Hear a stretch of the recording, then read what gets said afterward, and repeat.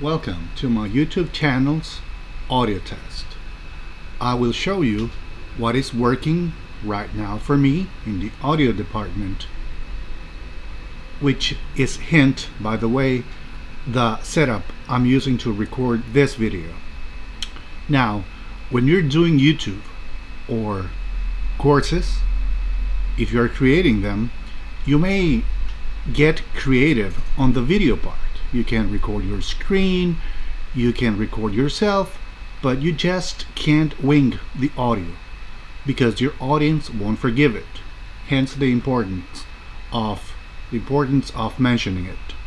Now, I tested 3 microphones, right, to get to this point. And the first was the laptop's microphone, which is the obvious option. And let me tell you, it's just perfect for meetings. The laptop's microphone, takes you almost everywhere, anywhere you want to go, based on common needs. It's a minimalist setup. You just need your laptop, and then you can talk to someone else over the PC, right? But of course, what if you need better quality audio? Perhaps what you have is not enough. Well, you can use your 360 degrees mic, which is what I'm using right now. I bought it recently to make these tests, and it's the one you're hearing right now. It's perfect when there is no noise around. Well, if you live alone, or if you don't live in a congested space, you may use this. And it's a small. You can cram it in a laptop's backpack, and it fits nicely. Now, the microphone number 3, which is a noise canceling headset.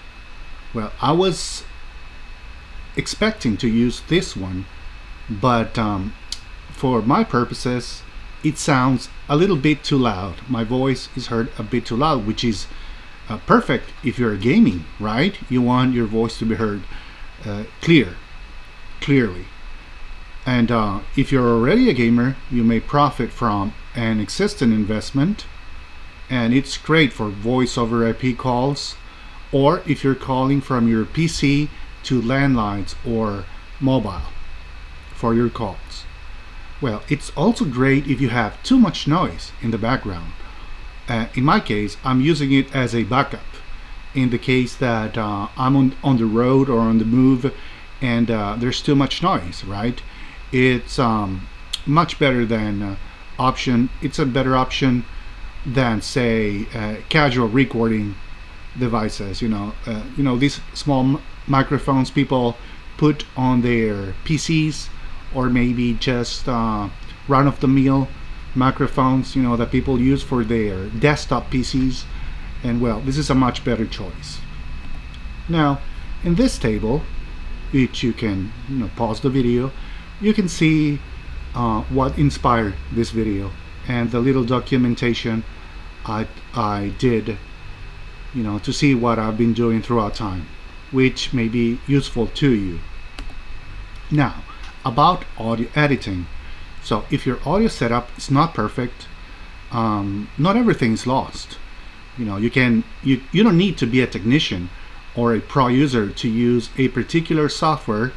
In this case, say for extracting the background noise. You got too much background noise and you don't want it. Oh, it's perfect. You can use a software such as Premiere Pro, which is for video editing, but you can use the audio options, right, to trim the noise.